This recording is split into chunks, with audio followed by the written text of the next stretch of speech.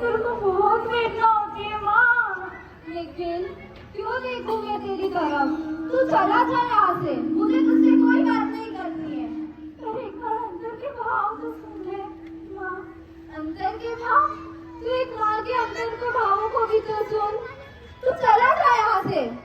माँ तो ऐसे रोती है ना तो ऐसा लगता है जैसे पूरा ब्रह्मांड ही मुझसे रूठ गया हो। माँ माँ सुन ना। तू चला जा यहाँ से। माँ मैं तो तेरा लाडला बेटा हूँ ना माँ। मैं तो तेरा लाडला बेटा हूँ ना। क्यों मुझे ऐसे तड़पा रही है? मैं तेरे पैर पड़ता हूँ, तेरे हाथ जोड़ता हूँ, मुझे जाने दे माँ, मुझे जाने दे।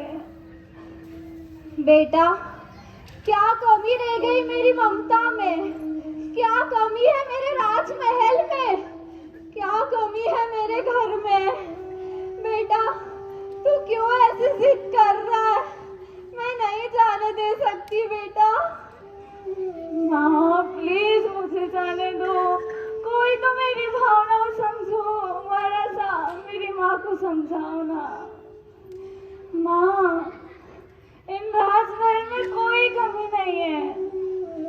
तूने बचपन से मुझे राजकुमार की तरह पाल पोस कर बड़ा किया है। पर माँ तू देख ना, ऐसे राजमहल तो मुझे कितने भवों से मिल रहे हैं। फिर से वही जन्म। अब बार बार मैं थक गया हूँ। माँ मुझे अब इस राजमहल के पिंजरे में नहीं रहना। मुझे तो मुक्त गगन की उड़ान भरनी है माँ, मुझे जाने देना। अरे मेरा राजमहल तुझे पिंजरा लगने लग गया है? तू ऐसा क्यों कह रहा है मेरे लाल, क्यों कह रहा है? माँ आप आपकी आंखों पर से मुंह का पर्दा बिल्कुल हटा दो और फिर गहराई से देख। एक यही सच्चा मार्ग है, शाश्वत सुख का मार्ग है। माँ वो सुख इस संसार की चकाचौंध में है ही नहीं। माँ तुझे तो जीवन के इतने अनुभव है, फिर भी तू मुझे रोक रही है। ऐसे मत कर माँ, ये संस्कार तूने ही तो मुझे दिए। मैं थक गया हूँ 84 लाख दुनिया में घूमते घूमते। मैं थक गया माँ, मुझे जाने दे माँ, मुझे जाने दे। तू जानता क्या है संयम जीवन के बारे में? तू इस वैभव भरे संसार को छोड़कर त्याग, तपस्या और संयम को अंगीकार करना चाहता है। बेटा, तू ये कष्ट कैसे सहन कर पाएगा बेटा? ऐसे जाने की जिद मत करना बेटा, मत कर। तू ये कष्ट कैसे सहन कर पाएगा? नहीं आती है। और माँ क्या संसार में ये सभी समस्या नहीं आती? बेटा, संसार में तो कठिनाइयाँ आती है, पर उन कठिनाइयों का सामना करने के लिए मैं हमेशा तेरे साथ हूँ ना बेटा। पर वहाँ संयम जीवन में तेरा साथ कौन देगा? कौन देगा तेरा साथ? माँ प्रभु वीर के बताए हुए मार्ग पर चलते हुए आचार्य श्री कुलबोधि सुरेश्वर जी महाराज साहब की कृपा से मैं रास्ते में आने वाली सभी समस्याओं का सामना करूंगा। अपने कर्मों का क्षय करके इस मानव भाव को सफल बनाऊंगा। माँ तूने इस जीवन में मुझे प्रभु वीर का प्रेम, उनका शासन, गुरु भगवान का सानिध्य और धर्म की समझ देकर मेरा यह भाव तो धन्य धन्य कर दिया। इसके लिए मैं सदैव तेरा आभारी हूँ। पर माँ तू सोच ना, जब मैं संयम ग्रहण करूंगा तो अष्ट प्रवचन माता मेरे भाव सुधार देगी।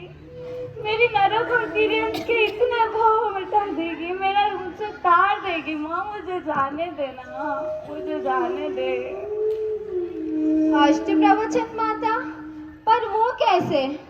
तुझे कहीं भी जाना होता है तो तू ट्रेन, बस आदि साधनों से चला जाता है, पर संयम जीवन में तो तुझे ऊपर खाबड़ रास्तों पर नंगे पैर ही जाना पड़ेगा बेटा।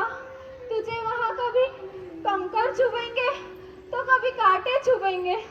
तू इतना कष्ट कैसे सहन कर पाएगा बेटा, इतना कष्ट कैसे सहन कर पाएगा? हे रत्नकुक्षी माता, आप कौन? मैं एरिया समीर हूँ। अभी तो यह वाहनों के द्वारा आता जाता है, जिसमें असंख्य जीवों की हिंसा होती है। पर संयम जीवन में एरिया समिति का पालन करते हुए किसी जीव की विराधना न हो, इस प्रकार जैनापूर्वक विहार करेगा। इससे कई जीवों को अभय दान प्राप्त होगा। धन्यवाद। मैंने बचपन से ही किससे कैसे बात करनी है, कैसे व्यवहार करना है, ये सब ही बचपन से ही मैंने इसको सिखाया है। पर संयम जीवन में तो ऐसे न जाने कैसे कैसे लोग मिलेंगे, कैसे बात करना है, कैसे अपनी भाषा पर संयम रखना है, ये सब इसे कौन सिखाएगा? हे रत्नकुक्षी माता, आप कौन? मैं भाषा समिति। आपने अपने बेटे को क्या बोलना क्या नहीं बोलना बहुत अच्छे से सिखाया होगा, पर जब ये संयम पद पर जाएगा तो मेरे मार्ग का अनुसरण करेगा और पूरी दुनिया इसे सुनने को ललायत होगी। लेकिन सिर्फ बोलने से तो पेट नहीं भरता है ना। मैं तो मेरे लाल को रोज उसके तरह तरह के व्यंजन बना बना के खिलाती हूँ। उसके पसंदीदा कभी मालपुए, कभी दाल बाटी, कभी गुलाब जामुन, कभी रतलामी सेव, उसे सब बना बना कर खिलाती हूँ। पर संयम जीवन में तो इसे कभी लुक्खा खाना तो कभी सूखा खाना, कभी बिना नमक का तो कभी ज्यादा नमक का, और कभी कभी तो आहार भी नहीं मिलेगा। तब मेरा लाल क्या करेगा?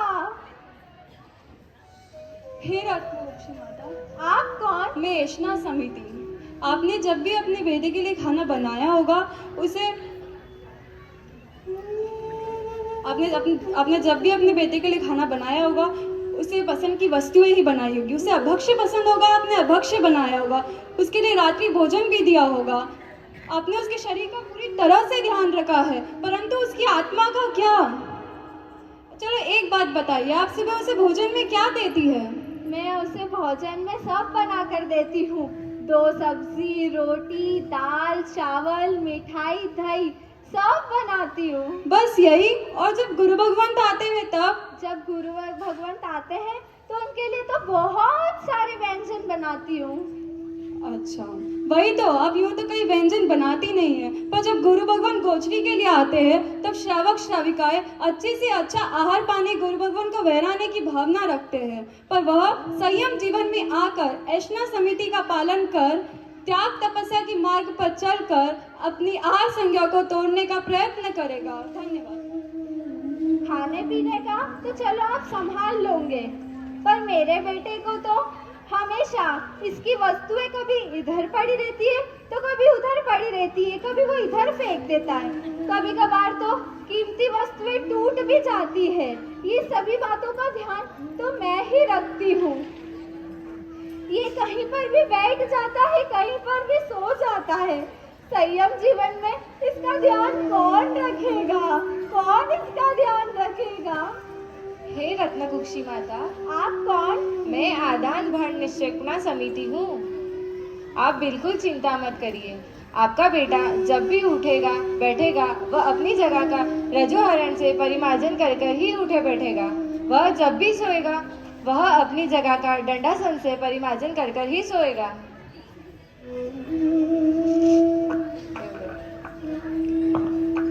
मेरे बेटे को तो हर 2-3 महीने में नए कपड़े, नए जूते लाने का बहुत शौक है, और पुरानी चीजों को तो वो डस्टबिन में डाल देता है।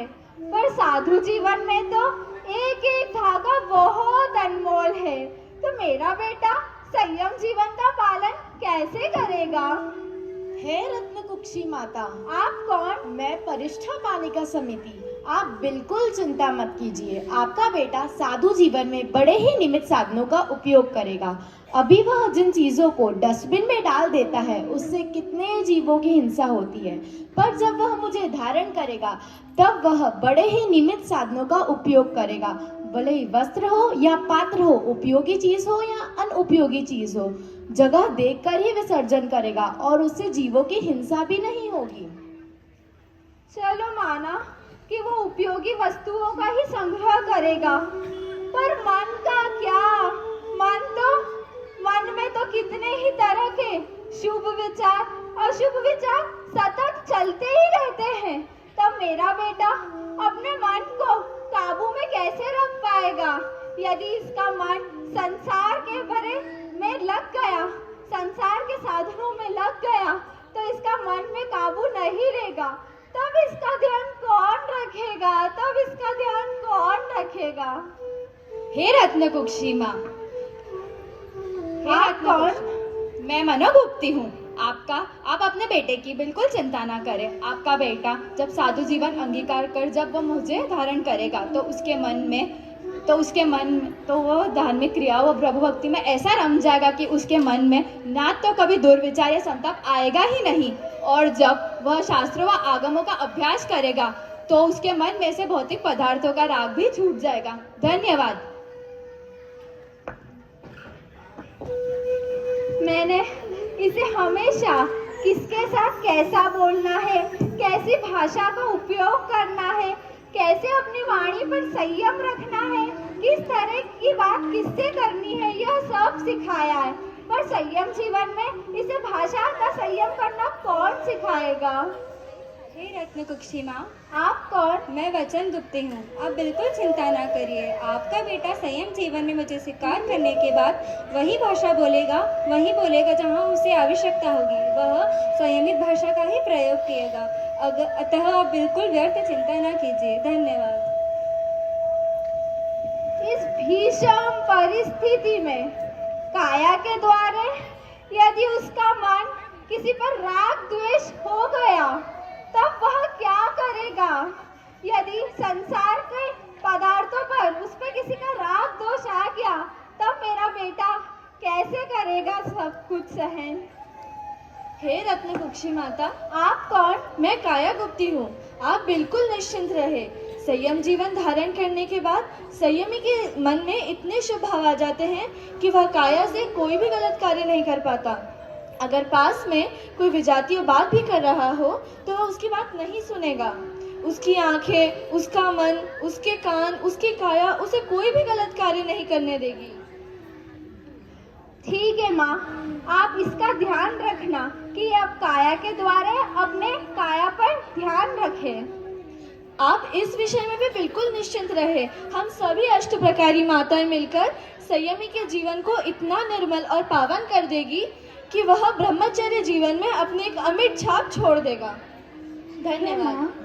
अब तो आपको आपके सारी शंकाओं का समाधान मिल गया होगा ना? अब तो मैं जाऊं ना माँ, मैं जाऊं? बेटा संक्षम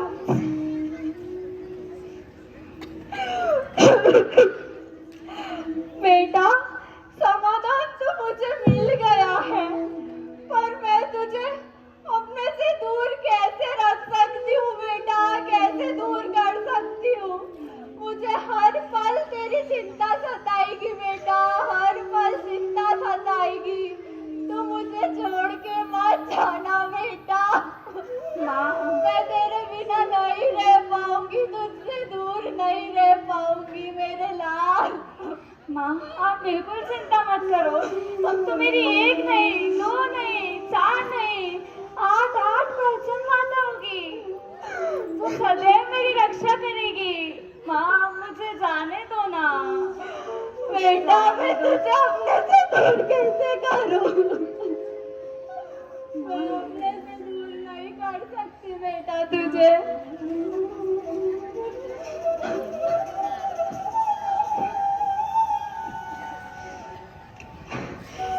ठीक है बेटा, मैं तुझे अनुमति देती हूँ बेटा, अनुमति देती हूँ। मैं तुझे अनुमति देती हूँ। पर बेटा तुझे मुझसे एक वादा करना पड़ेगा बेटा, एक वादा करना पड़ेगा। बोल, अपनी माँ से एक वादा करेगा ना बेटा? हाँ, रो मत माँ। बेटा, जब भी तुझे संयम जीवन मिलेगा ना बेटा, तो तू मुझे अपनी माँ बनाएगा। तू मुझे जन्म लेगा बेटा, मेरी ही कोख से जन्म लेगा। और अंतिम बार जब भी मैं माँ बनूंगी ना बेटा, तो मुझे अपने साथ दीक्षा दिलाएगा और मुझे मोक्ष में ले जाएगा बेटा। बोल करेगा ना इतना सा? माँ, ये तो बड़ा सौभाग्य होगा कि मैं अंतिम जन्म भी तेरी कोख से लूंगा। अंतिम जन्म तो क्या, मैं हर भाव मुझे माँ के रूप में तू मिले माँ। मुझे जाने दे माँ, मुझे जाने दे। ठीक है बेटा, जा बेटा जा, संयम पंथ पर जा, अपनी आत्मा का कल्याण करना, सभी जीवों का कल्याण करना बेटा, सभी जीवों का कल्याण करना। अपने गुरु की आज्ञा में रहना बेटा, अपने गुरु की आज्ञा में रहना। और बेटा, इस माँ को सदैव याद रखना बेटा, इस माँ को सदैव याद रखना। हमेशा इस माँ का भी कल्याण करने का सोचना बेटा, सोचना। ये एक माँ के आशीर्वाद है बेटा। वैरागी चारु पंथ सदा उजमाल बने, जंजाल हतीजे परिमोही हे मुक्ति बर